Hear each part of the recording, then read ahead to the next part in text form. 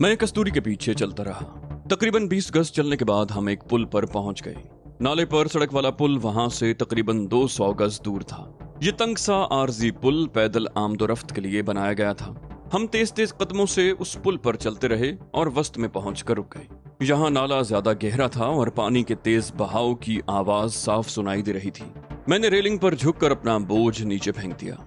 तकरीबन 15 फुट नीचे शराब की जोरदार आवाज सुनाई दी और मेरे मुंह से बेख्तियार गहरा सांस निकला। मैं रेलिंग से टेक लगाए गहरे गहरे सांस लेने लगा। मेरा लिबास कीचड़ में लथपथ और जिस्म पसीने में शराबोर हो रहा था। मैं कभी सोच भी नहीं सकता था कि इस किस्म की सूरत हाल से भी दो चार होना पड़ेगा। यहाँ अगरचे ठंडी और तेज हवा चल रही थी, मगर नाले के पानी से उठने वाले ताफुन से मेरा दिमाग फट रहा था। सुमित्रा और कस्तूरी भी हाँप रही थी। हम ज्यादा देर वहां नहीं रुक सकते थे। 2 मिनट बाद हम पुल पर आगे की तरफ चलने लगे। मेरे जूतों में भी कीचड़ या पानी भर गया था, जिससे चलने में दुश्वारी हो रही थी। सुमित्रा नंगे पैर थी। जब वो कीचड़ में गिरी थी तो चप्पल कीचड़ में धंस गए थे। कुत्ते के हमले से वो इस कदर बदहवास और खौफजदा हो गई थी कि चप्पल तलाश करने का होश ही नहीं रहा। पुल के दूसरी तरफ नाले के किनारे पर दूर दूर तक कूड़े के ढेर लगे हुए थे और उन ढेरों में कहीं कहीं से धुआं भी उठ रहा था। शहर का सफाई करने वाला अमला कूड़ा यहाँ ढेर करके उसमें आग लगा देता था और इस तरह यहाँ से उठने वाला धुआं पूरे शहर की फजा को मुतासिर करता था। कूड़े के उन ढेरों से आगे गालिबन खेल का मैदान था, जिसके दूसरी तरफ मकानों का सिलसिला शुरू हो जाता था। ये आबादी गुंजान नहीं थी। पुराने तर्ज के मकान थे और हर मकान के साथ लंबा चौड़ा कंपाउंड था। इस तरह उन मकानों के बीच खासा फासला था। कस्तूरी एक गली में दाखिल होकर बाईं तरफ मुड़ गई। काफी कुशादा गली थी जो ज्यादा तवील साबित नहीं हुई। उसके इख्तिताम पर बहुत चौड़ी सड़क थी। उस सड़क पर सामने की तरफ हवेली नुमा पुरानी तर्ज के मकानात थे, जिनकी दीवारें खासी ऊंची थीं। किसी किसी गेट के अंदर काफी दूर इमारत में कहीं रोशनी नजर आ रही थी। कस्तूरी एक ऐसे मकान के सामने रुक गई जिसकी बाउंड्री वॉल 5-6 फुट से ज्यादा नहीं थी। गेट भी बंगले की तरह नई तर्ज का था।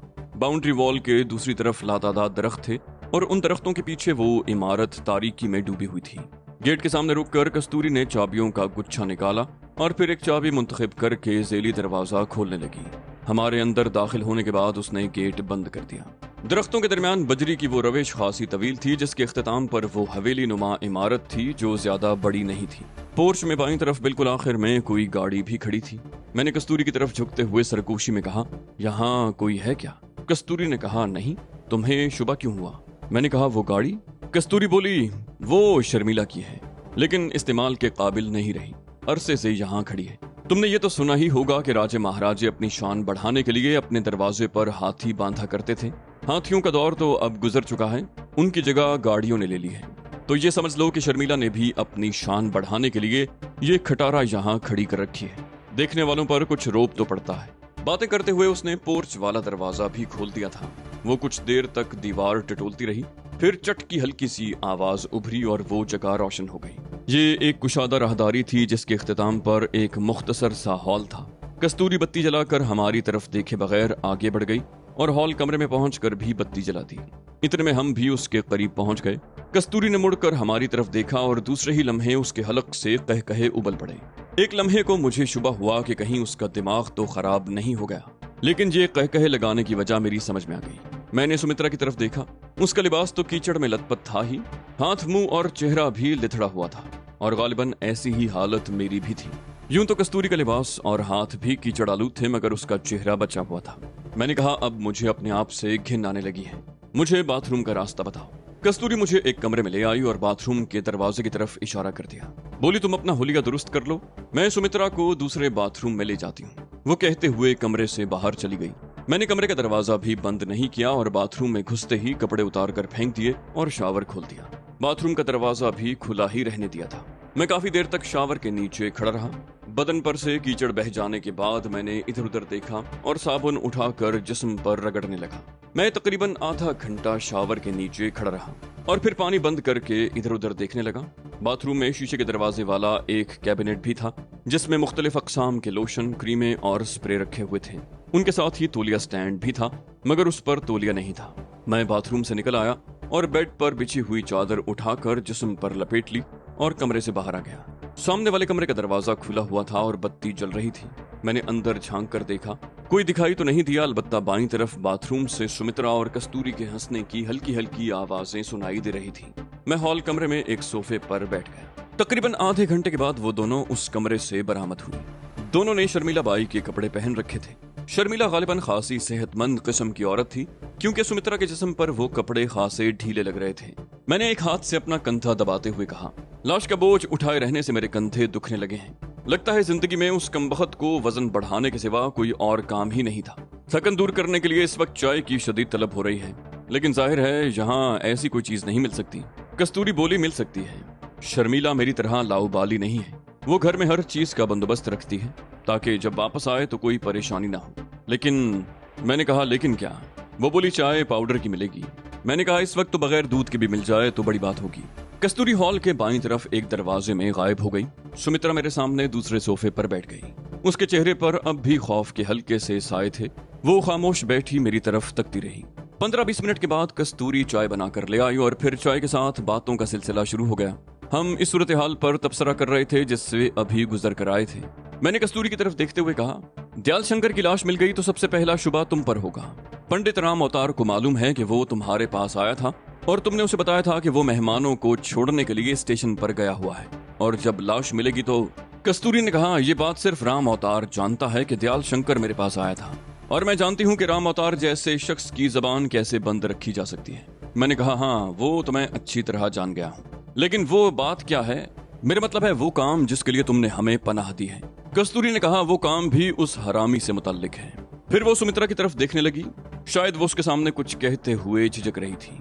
फिर बोली, मेरा ख्याल है तुम्हें नींद आ रही है, चलो मैं तुम्हें कमरे में छोड़ आऊं, बल्कि तुम उस कमरे में चली जाओ। सुमित्रा ने मेरी तरफ देखा, मैंने इशारा कर दिया। वो कुछ कहे बगैर उठकर उस कमरे की तरफ चली गई। मैंने सवालिया निगाहों से कस्तूरी की तरफ देखा, कहा, हाँ अब बताओ क्या किस्सा है। वो अपनी जगह से उठकर मेरे करीब आ गई। बोली, बात यह है कि पंडित राम अवतार तकरीबन 3 साल पहले यहाँ आया था। उसने पता नहीं क्या किया कि मंदिर का पहला पुरोहित पंडित श्याम कुंदन अपनी गुद्दी उसे सौंप कर चला गया। उसके बाद ना तो उसे कभी देखा गया और ना ही उसके बारे में सुना गया। ये मंदिर अगरचे है तो छोटा सा, मगर यहाँ आमदनी बहुत है। पंडित राम अवतार ने करोड़ों रुपए मालियत का सोना और कीमती चीजें जमा कर रखी हैं। बहुत अय्याश आदमी है। उसने उस मंदिर को जराइम और अय्याशी का अड्डा बना रखा है। पुलिस भी उसकी मुट्ठी में है। शहर के बड़े बड़े लोग अय्याशी के लिए यहाँ आते हैं। मंदिर में आने वाली कोई भी लड़की उनसे बचकर नहीं जा सकती। कई मर्तबा बात पुलिस और आला अफसरान तक भी पहुंची है, लेकिन राम अवतार का कुछ भी नहीं बिगड़ा। अलबत्ता फरियाद करने वालों को ही डरा धमका कर जबान बंद रखने पर मजबूर कर दिया जाता है। राम अवतार से मैंने भी बड़ी जिल्लत उठाई है। चंद घंटे पहले तुम देख चुके हो कि वो मुझे किस तरह अपनी जागीर समझता है। 3 साल पहले जब उसने पहली मर्तबा मेरे साथ ज्यादती की तो मैंने उसकी शिकायत एक बड़े ऑफिसर से कर दी, लेकिन ये सनसनीखेज इंकिशाफ हुआ कि उस वक्त राम अवतार भी उस ऑफिसर के बंगले के एक कमरे में मौजूद था। वो ऑफिसर मुझे उस कमरे में ले गया तो मेरी आंखें फटी की फटी रह गई। पंडित राम अवतार एक सोफे पर बैठा हुआ था और एक लड़की उसे शराब पिला रही थी। मैं भी उनके चुंगल में फंस गई। मुझे एतराफ है कि मेरे साथ शुरू से ही ज्यादतियां होती रही। कभी बहन कहकर मुझे रौंदा गया और कभी बेटी बनाकर मुझे पामाल किया गया, लेकिन जितनी जिल्लत मुझे उस हरामी पंडित के हाथों उठाना पड़ी है वो मैं कभी नहीं भूल सकती। ये मुझे बड़े बड़े अफसरों की खिदमत में पेश करता रहा। उन दिनों मैं बड़ी मुश्किल से यहाँ से जान बचाकर भागी थी। अब मैं महीने में एक मर्तबा यहाँ आती हूँ। उसे पता चल जाता है और उसी रात शैतान की तरह टपक पड़ता है। दूसरों के सामने मुझे बेटी कहता है, लेकिन असल में सबसे बड़ा शैतान वही है। मैंने कहा, इसका अंदाजा तो मैं लगा चुका हूँ, तुम वो बात कहो जो कहना चाहती हो। कस्तूरी ने कहा, राम अवतार ने बड़ी दौलत जमा कर रखी है। करोड़ों का सोना होगा जो उसने तहखाने में छुपा रखा है। मैं बहुत अरसे से उससे ये दौलत छीनने का मंसूबा बना रही हूँ, लेकिन मुझे भरोसे का कोई आदमी नहीं मिल रहा। मैं जानती हूँ जिसको साथ मिलाऊंगी वो दौलत हासिल करने के बाद मुझे ही मौत के घाट उतार देगा और खुद सब कुछ लेकर फरार हो जाएगा। मैंने दयाल शंकर को अपने साथ मिलाने की कोशिश की थी। वो मेरे कुर्ब का ख्वाहिशमंद था। कई मर्तबा कोशिश भी कर चुका था, मगर मैंने हर मर्तबा उसे धुतकार दिया और फिर मैंने उससे ये काम लेने का फैसला किया, लेकिन नतीजा बिल्कुल बरक्स निकला। मेरा मंसूबा जान लेने के बाद उसने मुझे धमकी दी कि अगर मैंने उसका मुतालिबा पूरा नहीं किया तो वो पंडित को मेरी साजिश से आगाह कर देगा। अब मैं उस भैंसे के चुंगल में फंस चुकी थी। वो जब चाहता मुझे धमका कर अपनी ख्वाहिश पूरी कर लेता। मुझे ऐसे करीह और बदहैयत लोगों को देख कर ही घिन आती है, मगर मैं उनका खिलौना बनने पर मजबूर हूँ। तुमसे बस में मुलाकात हुई तो न जाने क्यों मुझे यकीन सा हो गया कि तुम मुझे धोखा नहीं दे सकते। इसलिए मैंने तुम्हें अपने साथ चलने की पेशकश की। और अब मेरी दूसरी पेशकश ये है कि अगर तुम मेरा साथ दो तो पंडित राम अवतार की दौलत में से आधा हिस्सा तुम्हारा। तुम्हारे पास दौलत होगी तो तुम आसानी से इस मुल्क से निकल सकोगे। तुम्हें कदम कदम पर पुलिस का सामना है और आगे भी ऐसा ही होता रहेगा। लेकिन हिंदुस्तान की पुलिस वालों को घूस खाने का बहुत शौक है। वो हराम की कमाई पर पल रहे हैं। तुम्हारे पास दौलत होगी तो कोई तुम्हारा रास्ता नहीं रोक सकेगा। मैंने गहरी नजरों से उसकी तरफ देखा, कहा, और अगर मैं तुम्हारी बात मानने से इनकार कर दूं तो? उसने मुस्कुराने की कोशिश करते हुए कहा, तो मुझे कोई अफसोस नहीं होगा। मुझे इस बात की खुशी होगी कि तुमने मुझे धोखा देने की बजाय साफ गोई से काम लिया। ऐसी सूरत में मैं तुम्हें नहीं रोकूंगी। तुम जहां चाहो चले जाना। मैं तुम्हारे रास्ते की रुकावट बनने की कोशिश नहीं करूंगी।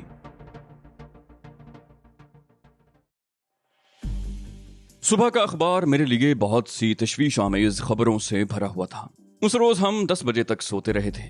चाय का इंतजाम तो था मगर नाश्ता करने की कोई चीज नहीं थी। कस्तूरी ने पहले हमें चाय बनाकर दी और फिर नाश्ते का सामान खरीदने के लिए बाजार चली गई। इस दौरान मैंने बाथरूम में पड़े हुए अपने गंदे कीचड़ आलूद कपड़े धोकर बाहर धूप में घास पर फैला दिए और बिस्तर की चादर को धोती की तरह लपेट लिया। 1 घंटे बाद कस्तूरी नाश्ते का सामान ले आई। उसके पास 2 अखबार भी थे। एक तो हनुमानगढ़ से ही शाया होता था और दूसरा कोटपुतली का अखबार था। कोटपुतली वाले अखबार में हमारे हवाले से सनसनीखेज बात यह थी कि पहले सफे पर सुमित्रा की तस्वीर भी थी। ये तस्वीर रूप सुहाय के साथ थी और ज्यादा पुरानी नहीं थी। रूप सुहाय टेरेस में गार्डन चेयर पर बैठा हुआ था। उसके हाथ में शराब या किसी और मशरूब का ग्लास था। सुमित्रा कुर्सी के हत्थे पर बैठी हुई थी। मैं देर तक उस तस्वीर को गौर से देखता रहा।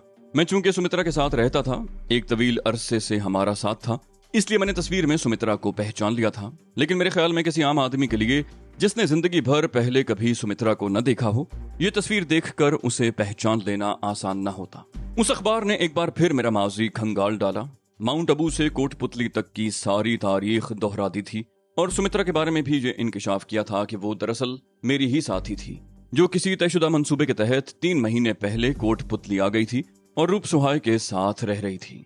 और जब मैं कोटपुतली पहुंच गया तो हमने रूप सुहाय को कत्ल करके भागने की कोशिश की।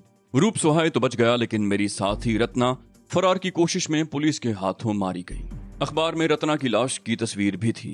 उसके बारे में बड़ा मुख्तसर सा लिखा हुआ था कि वो मशरकी पंजाब की रहने वाली थी और मेरी उससे पहली मुलाकात माउंट अबू के प्रेम निवास रेस्टोरेंट में हुई थी।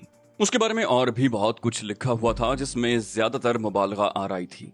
रूप सुहाय का भी बयान था। उसकी हवेली से हमारे फरार के बाद पुलिस ने उसे हिरासत में ले लिया था, लेकिन वो हमारे खिलाफ सरकार से हर तरह का ताउन करने को तैयार था, इसलिए उसको कुछ छूट दे दी गई थी। उसने अपने बयान में कहा था कि हम पंजाब की तरफ निकलने की कोशिश करेंगे। सुमित्रा ने शायद किसी वक्त उससे ऐसी कोई बात कही होगी, इसलिए उसने अपने बयान में इस बात पर जोर दिया था कि पंजाब की तरफ जाने वाले रास्तों पर ज्यादा तवज्जो दी जाए। सुमित्रा ने भी ये खबरें पढ़ी और रूप सुहाय के साथ अपनी तस्वीर देखकर तो वो बदहवासी हो गई। कस्तूरी नाश्ता तैयार करके ले आई। मेरा ख्याल था कि उसने बाजार से अखबार खरीद कर तह करके रख लिए थे और अभी देखे नहीं थे। नाश्ता मेज पर सजाकर उसने कोटपुतली वाला अखबार उठा लिया। पहले सुर्खियां देखती रही, फिर रूप सुहाय और सुमित्रा की तस्वीर की तरफ इशारा करते हुए बोली, ये रूप सुहाय है। इसे तो शायद पहले भी मैंने कहीं देखा है, पर यह लड़की कौन है? मेरे होंठों पर खफीफ सी मुस्कुराहट आ गई। मैंने मानीखेज निगाहों से सुमित्रा की तरफ देखा, फिर कस्तूरी की तरफ देखते हुए बोला, रूप सुहाय एक अय्याश आदमी है। उसकी जिंदगी में न जाने कितनी लड़कियां आई होंगी। अखबार वाले रूप सुहाय की तस्वीर छापना चाहते होंगे, कोई अलग तस्वीर नहीं मिली होगी, उन्होंने ये छाप दी। कस्तूरी बोली, अगर ऐसी बात है तो लड़कियों के मामले में उसका ज़ौक अच्छा है। मैंने एक बार फिर मानीखेज निगाहों से कस्तूरी की तरफ देखा, वो भी मुस्कुरा दी और फिर हम नाश्ता करने लगे। मैंने कस्तूरी को उस तस्वीर के बारे में बताना मुनासिब नहीं समझा। अगर तस्वीर वाली लड़की उसके लिए अजनबी थी तो उसे अजनबी ही रहना चाहिए था। वैसे मेरा अंदाजा दुरुस्त निकला था। जिसने सुमित्रा को पहले कभी नहीं देखा था, वो उस तस्वीर से उसे नहीं पहचान सकता था। कस्तूरी ने डबल रोटी के स्लाइस पर मक्खन लगाते हुए कहा, पंडित राम अवतार ने कल रात ठीक ही कहा था। पुलिस ने यहाँ से बाहर जाने वाले तमाम रास्तों की नाकाबंदी कर दी है। गुज़श्ता रात शहर के तमाम होटल, सराय और गेस्ट हाउसेस को भी चेक किया गया है। रेलवे स्टेशन की भी सख्त निगरानी हो रही है। हर जवान औरत और मर्द पर निगाह रखी जा रही है। शहर से बाहर जाने वाली प्राइवेट गाड़ियों को भी चेक किया जा रहा है। मैंने सवालिया निगाहों से उसकी तरफ देखा, कहा, दयाल शंकर की लाश तो अभी नहीं मिली। कस्तूरी ने कहा, अभी ऐसी कोई बात सुनने में नहीं आई। नाले के पानी की रवानी बहुत तेज है, हो सकता है वो लाश पानी में बहती हुई बहुत दूर निकल गई हो। और 2-4 रोज के बाद जब वो किसी जगह दरियाफ्त हो तो शनाख्त के काबिल ना हो। मैंने कहा खुदा करे ऐसा ही हो, लेकिन राम अवतार तुमसे उसके बारे में जरूर पूछेगा। कस्तूरी ने कहा 1-2 दिन तक तो मैं उसका मुंह बंद रख सकती हूँ, और उसके बाद ये तुम्हारा काम होगा कि उसे हमेशा के लिए खामोश कर दिया जाए। मैं सर हिलाकर रह गया। कस्तूरी ने मुझे बड़ी उलझन में डाल दिया था। मैं इस मार धाड़ का आदी तो हो चुका था। जब अपनी जान खतरे में हो तो दूसरे की जान लेने में कोई हर्ज नहीं समझता था, लेकिन एक ऐसा शख्स जिसने मेरा कुछ नहीं बिगाड़ा था, मेरे रास्ते में नहीं आया था, मेरे लिए किसी नुकसान या खतरे का बायस नहीं बन सकता था, उसे मौत के घाट उतार देना मेरे नजदीक एक बहुत बड़ी ज्यादती थी। लेकिन कस्तूरी राम अवतार को मेरे हाथों से मरवाना चाहती थी, और वो इतनी सीधी साधी भी नहीं थी कि मैं उस पर भरोसा कर लेता। मुझे यकीन था कि इस मंसूबे को अमली जामा पहनाने से पहले वो कोई ऐसा बंदोबस्त जरूर करेगी कि जैसे ही काम हो जाए मुझे भी किसी चक्कर में फंसा दिया जाए। नाश्ते के बाद हम देर तक बैठे बातें करते रहे। दोपहर के खाने का कोई बंदोबस्त नहीं था। कस्तूरी ऐसी सुघड़ नहीं थी कि वो आटा गूंथती और रोटियां पकाती। सुमित्रा भी ऐसे कामों से हमेशा दूर ही रही थी। ऐसी सूरत में जाहिर है दोपहर का खाना भी बाहर ही से आता। 1 बजे के करीब कस्तूरी खाने का सामान लेने के लिए बाहर निकली तो मैंने सुमित्रा को भी उसके पीछे जाने के लिए कह दिया। सुमित्रा हकला गई। मैं यानी अखबार में मेरी तस्वीर शाया होने के बाद भी तुम मुझे बाहर जाने को कह रहे हो? मैंने कहा कस्तूरी तुम्हें तुम्हारी तस्वीर से नहीं पहचान सकी जो पिछले 19-20 घंटों से तुम्हारे साथ है, कोई और कैसे पहचानेगा? वैसे अगर तुम चुनरी का घूंघट निकाले रहोगी तो किसी को तुम्हारा चेहरा भी नजर नहीं आएगा। एहतियातन ये पिस्तौल अपने लिबास में छुपा लो, तुम्हें कुछ तसल्ली रहेगी। जाओ देर मत करो। वो निकल गई होगी। सुमित्रा चंद लम्हे मेरी तरफ देखती रही, फिर उसने पिस्तौल लेकर अपने लिबास में छुपा लिया और सर पर चुनरी दुरुस्त करते हुए बाहर निकल गई। सुमित्रा के जाने के बाद मैं कुछ देर तक अपनी जगह पर बैठा रहा और फिर उठकर मकान का जायजा लेने लगा। मकान का नक्शा अगरचे किसी हवेली की तरह पुरानी तर्ज का था, लेकिन इसे ठीक ठाक करवाने के लिए खासी रकम खर्च की गई थी। इसमें जदीद तर्ज तामीर की कुछ तब्दीलियां भी की गई थीं, जो नुमाया तौर पर दिखाई दे रही थीं। एक कुशादा दरवाजा पिछली तरफ भी था, जिसके साथ ही छत पर जाने के लिए सीढ़ियां भी थीं। पिछली तरफ भी बहुत खुली जगह थी, उस तरफ भी दरख्तों की बहुतात थी और ज्यादा दरख्त ताड़ और नारियल के थे। मैं सीढ़ियां चढ़ता हुआ छत पर गया और चारों तरफ देखने लगा। अकबी बाउंड्री इमारत से तकरीबन 15 गज दूर थी। उसके पिछली तरफ मैदान था और उस मैदान के परली तरफ गुंजान आबादी नजर आ रही थी। मैं काफी देर ऊपर खड़ा अतराफ का जायजा लेता रहा और फिर उतर कर नीचे आ गया। उस हवेली से फरार के इम्कानात भी थे और घेरे जाने के भी। ऐसा कोई वक्त आने पर ही सही फैसला किया जा सकता था। मैंने सामने वाले लॉन में घास पर पड़े हुए अपने कपड़े उठा लिए जो सूख चुके थे और अंदर आकर कमरों में घूम फिर कर स्त्री तलाश करने लगा। मुझे मायूसी नहीं हुई। स्त्री की तलाश में एक कमरे का दरवाजा खोलकर मैं जैसे ही अंदर दाखिल हुआ, मेरी आंखों में हैरत सी उभर आई और मैं दरवाजे के करीब ही रुक कर इधर उधर देखने लगा। ये काफी कुशादा बेडरूम था। एक तरफ बहुत शानदार किंग साइज डबल बेड बिछा हुआ था, सरहाने की तरफ उससे जुड़ी हुई साइड टेबल और उसके साथ सफेद फार्मिका की ड्रेसिंग टेबल थी जिसमें कद्दे आदम आईना लगा हुआ था। बेड के दूसरी तरफ सफेद फार्मिका ही की बड़ी अलमारी और उसके साथ शीशे के दराजों वाला वार्डरोब था जिसमें हैंगरों पर जनाना कपड़े टंगे हुए थे और निचले खाने में कई सैंडल भरे हुए थे। बाथरूम के साथ वाली दीवार के साथ स्त्री स्टैंड रखा हुआ था जिसके नीचे कपड़े रखने के लिए दराज भी बने हुए थे और ऊपर गोदरेज की स्त्री रखी हुई थी। स्त्री और स्टैंड के कुशन पर हल्की सी धूल पड़ी हुई थी। मैंने कुर्सी पर पड़ा हुआ एक कपड़ा उठाकर स्त्री और कुशन साफ किया और स्त्री का प्लग स्टैंड के पीछे दीवार में लगे हुए सॉकेट में लगाया। स्त्री को गर्म होने के लिए छोड़कर मैं एक बार फिर कमरे का जायजा लेने लगा। दीवारों पर खूबसूरत फ्रेमों में किसी लड़की की तस्वीर लगी हुई थी। तस्वीरों से अंदाजा लगाया जा सकता था कि उस लड़की की उम्र 25 साल से ज्यादा नहीं थी। मुझे अंदाजा लगाने में दुश्वारी न हुई कि वो कस्तूरी की दोस्त शर्मिला थी। वो भी अगरचे उसकी तरह रक्कासा थी, लेकिन उसके घर को देखकर अंदाजा लगाया जा सकता था कि उसके पास पैसे की कमी नहीं थी और वो पैसे को खर्च करना भी जानती थी। वो अगरचे ज्यादातर घर से बाहर रहती थी, मगर उसे अपने आप को और अपने घर को संभालने का सलीका आता था। कस्तूरी शर्मिला से ज्यादा हसीन थी। वो भी रक्कासा थी और किसी नाइट क्लब में ही प्रोग्राम करती थी, मगर उसने यहाँ कच्ची आबादी में घर ले रखा था और वहाँ सामान भी बहुत घटिया और बराए नाम ही था। इसकी वजह शायद ये थी कि वो शुरू में अपने आप को संभाल नहीं सकी थी, दूसरों की आलायकार बनी रही और शायद इसलिए उसकी अपनी हालत नागुफ्ताबे थी और वो दूसरों की दौलत पर नजरें गाड़े बैठी थी। मैं शर्मिला की तस्वीर से नजरें हटाकर स्त्री स्टैंड की तरफ मुतवज्जे हो गया और अपने कपड़े इस्त्री करने लगा। फिर मैंने इस्त्री बंद कर दी और बाथरूम में चला गया। शावर के नीचे ठंडे पानी के गुस्ल से मैं अपने आप को हल्का फुल्का महसूस करने लगा। कपड़े पहनकर मैं हॉल कमरे में आ गया, लेकिन वहां रुकने की बजाय सीधा बावर्ची खाने में गया। मतलूबा चीजें तलाश करने में मुझे ज्यादा दुश्वारी पेश नहीं आई। चाय बनाकर मैं पोर्च में आकर एक कुर्सी पर बैठ गया। ये रिहायशी इलाका था और उस सड़क पर ट्रैफिक ज्यादा नहीं था। कभी कभार किसी गाड़ी के गुजरने की आवाज सुनाई दे जाती। मैं तकरीबन 1 घंटे तक वहां बैठा रहा और फिर अंदर आ गया। एक मर्तबा फिर घूम फिर कर पूरे घर का जायजा लिया और दोबारा हॉल कमरे में अखबार लेकर बैठ गया। मैं अपने बारे में खबरें पढ़ पढ़ कर दिल ही दिल में मुस्कुराता रहा। मेरे और रत्ना के बारे में कुछ ऐसी बातें भी लिखी थी जिन्हें मैं भूल चुका था। मेरी नजरें दीवार पर लगी हुई घड़ी की तरफ उठ गईं और उसके साथ ही मैं चौंक गया। 3 बज रहे थे। कस्तूरी 1 बजे खाना लेने गई थी। अब 2 घंटे हो चुके थे। सुबह वो नाश्ते का सामान तो 15-20 मिनट में ही ले आई थी, जिसका मतलब था कि दुकानें ज्यादा दूर नहीं थी। लेकिन 2 घंटे 3:15 बजे के करीब कस्तूरी आ गई। मैंने पूछा, इतनी देर कहाँ रह गई थी तुम? उसने मुस्कुराते हुए कहा, इस शहर में मेरे चाहने वाले बहुत हैं। यहाँ से थोड़ा आगे चौक पर पहुंचते ही एक पुराने जानकार से सामना हो गया। मैं कोशिश के बावजूद उससे पीछा नहीं छुड़ा सकी। बस इसी चक्कर में देर हो गई। तुम्हें भूख तो बहुत लग रही होगी। सुमित्रा कहाँ है? मैंने कहा, उसी के लिए तो मैं परेशान हो रहा हूँ। उसने कहा, क्या मतलब, कैसी परेशानी? मैंने कहा, वो तुम्हारे जाने के तकरीबन आधे घंटे के बाद किसी दुकान से सिगरेट लेने गई थी, अभी तक लौट कर नहीं आई। उसके लिए परेशान हो रहा हूँ। मेरी नजरें बाहर की तरफ लगी हुई थी। ये बात पहले ही तय हो चुकी थी कि सुमित्रा वापसी पर 1 पैकेट सिगरेट लेती आएगी ताकि कस्तूरी के सामने उसके जाने का जवाब पेश किया जा सके। कस्तूरी बोली, तुमने उसे जाने क्यों दिया? मैंने कहा, बस गलती हो गई। मेरा ख्याल था कि दुकान कहीं करीब ही होगी। सर पर चुनरी ओढ़ेगी तो उसे कोई पहचानेगा भी नहीं। मैं भूल गया था कि कस्तूरी ने मेरी बात काट दी। बोली, लेकिन मैंने तुम्हें कल से सिगरेट पीते हुए तो नहीं देखा, फिर उसे सिगरेट लेने के लिए क्यों भेजा? मैंने कहा, मैं बाकायदा सिगरेट नोशी का आदी नहीं हूँ, लेकिन कभी कभी जब मैदे में गैस भर जाती है तो एक आध पी लेता हूँ। आज सुबह से ही कुछ ऐसी कैफियत हो रही थी और जब बर्दाश्त नहीं हो सका तो सुमित्रा को सिगरेट लेने के लिए भेज दिया। कस्तूरी बोली, मेरे जाने के आधे घंटे के बाद गई थी, गोया उसे यहाँ से गए हुए 2 घंटे हो चुके हैं। कहीं ऐसा तो नहीं कि तुम्हें खतरात में देखकर तुम्हारा साथ छोड़ गई हूँ? मेरा मतलब कि मैंने कहा, नहीं। उसने निहायत संगीन और नाजुक तरीन सूरत हाल में मेरा साथ दिया है।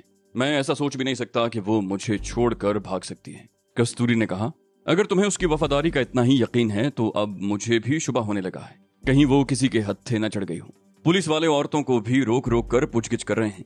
पुलिस के अलावा इस शहर के हालात सुमित्रा जैसी हसीन और जवान औरतों के लिए वैसे भी अच्छे नहीं हैं। यहाँ तो खड़े खड़े औरतों को गायब कर दिया जाता है, कहीं वो बदमाशों के हाथ न लग गई हो।